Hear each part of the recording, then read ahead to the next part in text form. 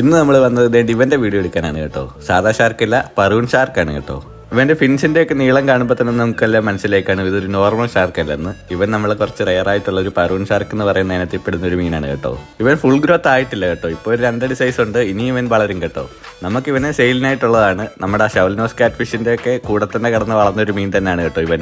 ഈ കാണുന്നതാണ് നമ്മുടെ നോർമൽ ഒരു കോമൺ അക്വേറിയം ഷാർക്ക് എന്ന് പറയുന്നത്. ഇവരെ മറ്റേതിനെ വെച്ച് നോക്കുമ്പോൾ നമുക്ക് ആ ഒരു ചേഞ്ച് നമുക്ക് മനസ്സിലാവും കേട്ടോ.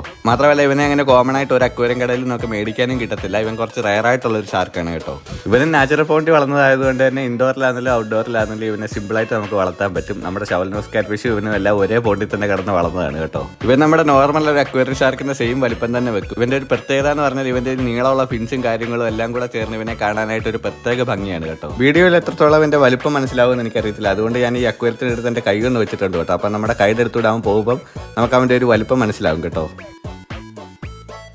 അപ്പോൾ ഇതുപോലുള്ള എക്സോട്ടിക് ആയിട്ടുള്ള വേറെ മീനുകൾ നമ്മുടെ അടുത്ത് സെയിലിനായിട്ടുണ്ട്. അപ്പോൾ അവരുടെയൊക്കെ വീഡിയോ നമ്മൾ പുറകെ ഇടുന്നതായിരിക്കും. അപ്പോൾ ഇവരെ ആരെങ്കിലും ഒക്കെ വേണ്ടുന്നവരാണെങ്കിൽ കമന്റ് ബോക്സിൽ നമ്മുടെ ഇൻസ്റ്റയുടെ ലിങ്ക് കൊടുത്തിട്ടുണ്ട്. അതിൽ കയറി മെസ്സേജ് അയക്കുക.